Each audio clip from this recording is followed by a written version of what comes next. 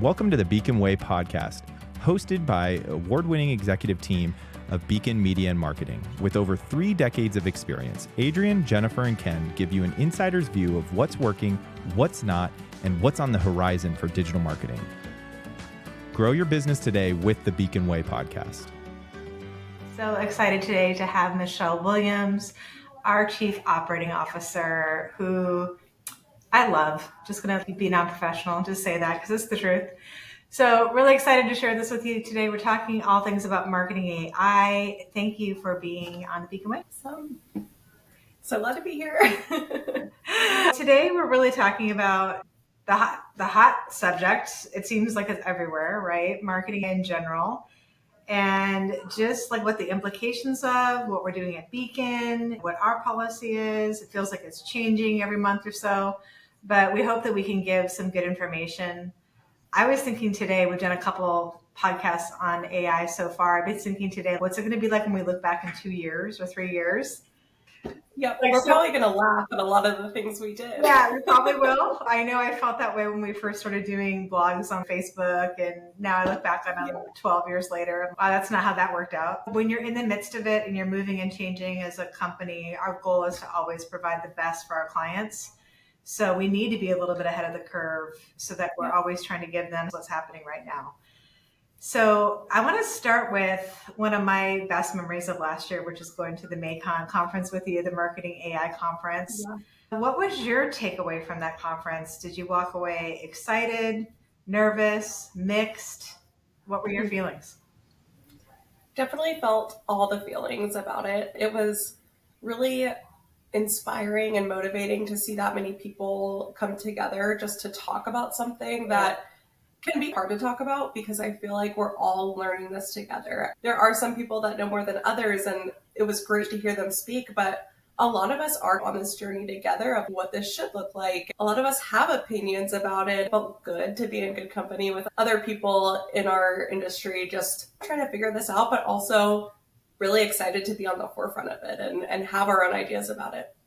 It definitely was also really cool just to see all of the new software that's coming out around it, the things that people have developed to use AI.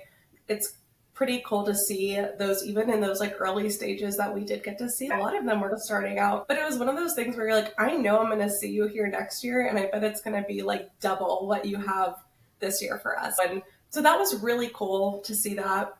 And I also just felt super encouraged because basically everything I had heard there, Jen had already told me about, and we had had those discussions too. So just hearing that confirmation, you have really been like pushing us to keep putting out like branded content and really getting branded SEO to be one of your number one drivers for traffic. And that was exactly what was being said by all of these thought leaders in the AI industry as well at that conference. It was cool just to see that we were like on the right path already, but that there was a lot more to discover together. Yeah, I felt the same way, and that it was really exciting and very different to be in a group of people where it felt like we're all, like you said, we're all at this starting line together.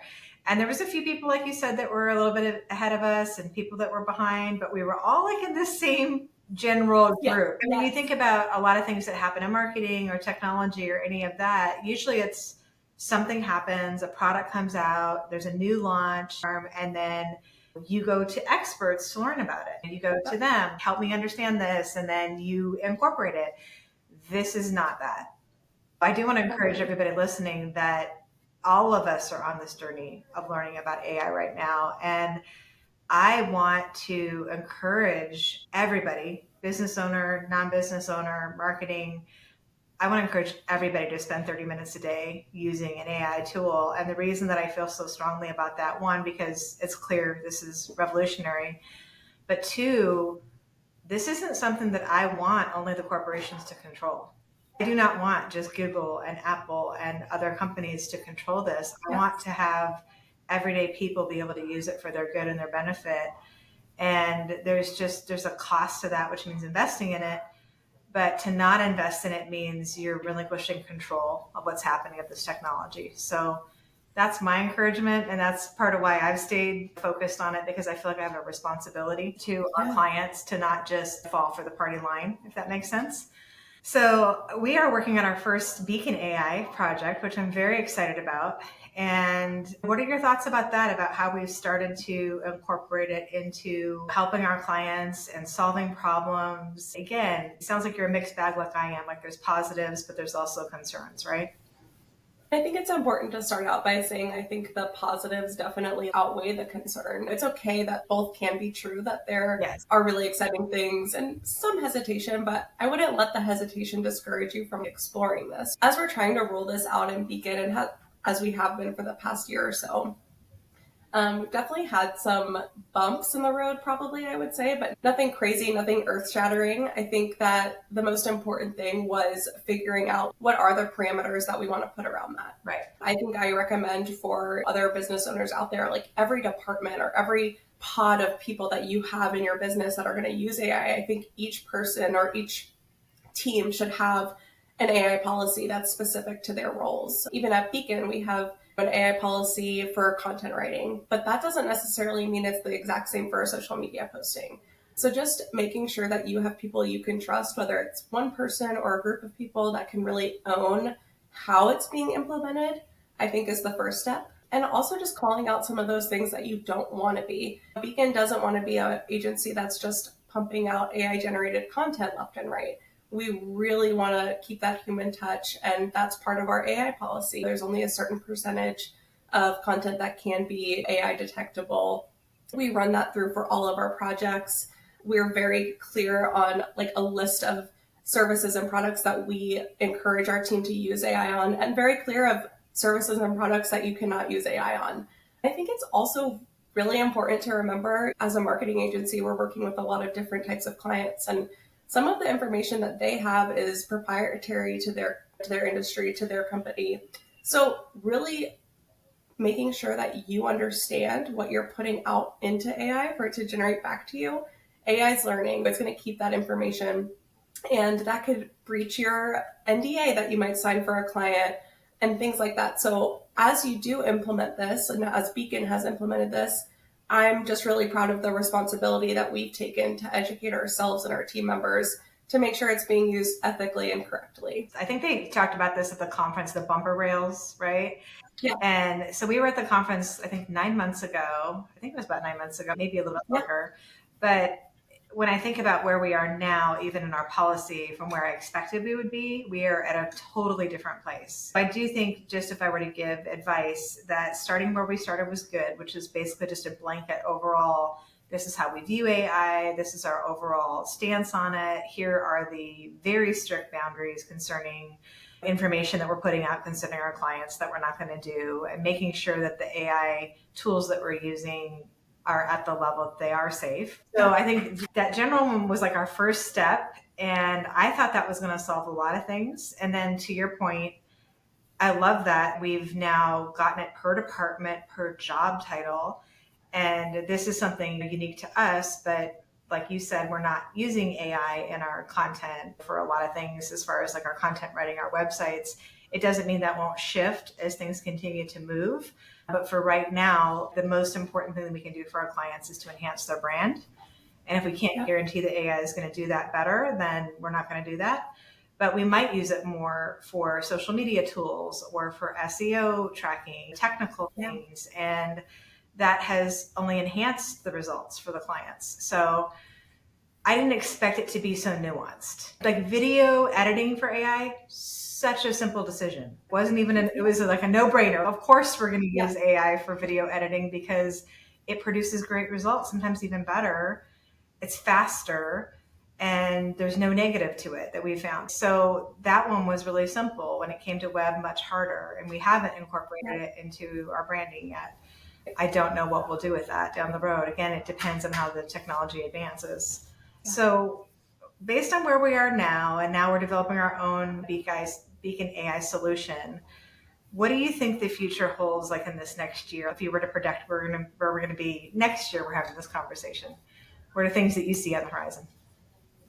So that's a really good question. My hope is that it goes in the direction of combining a lot of what's been done already and making that the better solution. I think right now as an agency, we wouldn't use AI tools necessarily as the textbook would expect us to, or the user manual for that tool would expect us to. Since we do have those standards internally about what we're creating and producing, we use AI in some roundabout ways sometimes. It might be for inspiration, it might be for reporting, it might be for tracking certain things.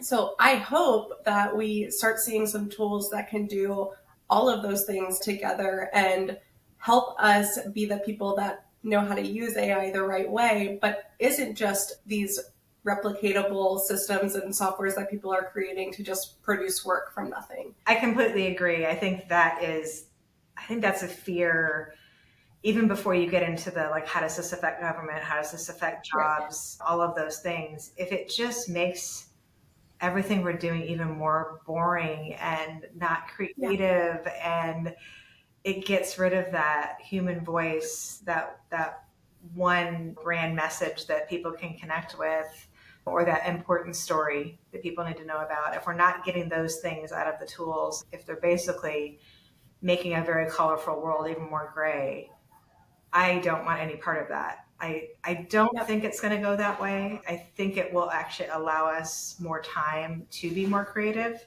That's kind of the direction that I see it potentially going. What about long-term with jobs? Do you think about that part of it, of just like, how much is this going to impact economy? How much is this going to affect jobs? And there's a lot of different sayings out there. Do you have one that kind of sticks with you? I just really am a firm believer that this is not going to replace anything, but just enhance everything we do. And yeah, there might be tools that can replace certain positions or can produce certain things that we have someone on the team doing now. But there's always going to need to be someone managing things, someone that knows how to input. It's all about prompting. There's so much that goes into it on the human side.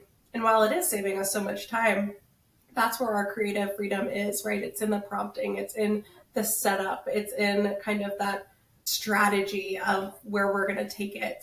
I agree with you. I think it's going to allow us to be more creative. I think in our space specifically, it might shift that agencies get to hire just more creative people, and other companies might start being able to hire just people that are genuinely more creative and that other personality and not super systems process rigid, because maybe that is what AI provides.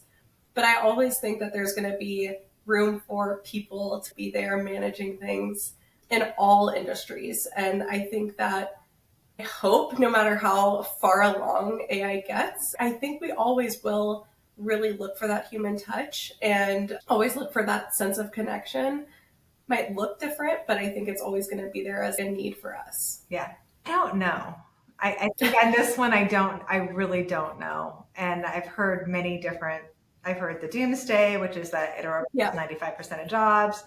And then I've heard whether that's doomsday or not, depends on your perspective. And then I've heard the most common one that I've heard is that it's not that AI will replace your job, but somebody who knows how to use AI will replace somebody who doesn't. And I think I feel like it's a mix of the two, right? I think there will be some jobs that just AI can do better, but it doesn't mean there won't be other jobs created because of the AI. Right. And so that seems more likely to me based on my experience with the internet, based on everything that I've seen over the years and how things have shifted and changed. I did read a really cool case study recently about, I think it was IKEA, and they just reskilled 4,000 of their call center workers. So instead of laying them off, they recognized that AI could do a better job on 90% of the questions that come in, right? Because they're all repetitive questions, and that they still need some people to manage it, right? But really 95% could be terminated. So instead of terminating them, they actually reskilled them into other parts of the company to help them actually enhance their service, provide better service, provide more opportunities for people to do design work, to do more interesting work. And it's raised the morale of the entire company and raised their stock. So they've done it. It's a great use case so far. Like, this can be done well if you're being very intentional about it. I've been thinking a lot about that. Like, we have an incredible team. Like, oh my gosh, we're so lucky. We have such an incredible team.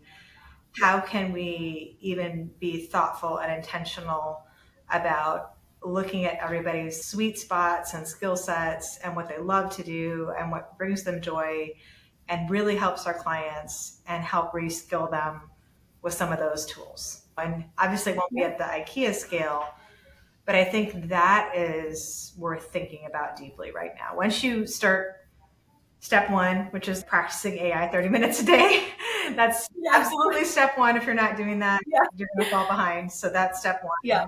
And then step two is making sure you have your policy, something that you're like those guardrails, and that will continue to get refined. But step three to me is being intentional about how can, even if we don't know the outcome, what can we control right now? We can control how we're intentional about our time, our effort, and caring about the people around us.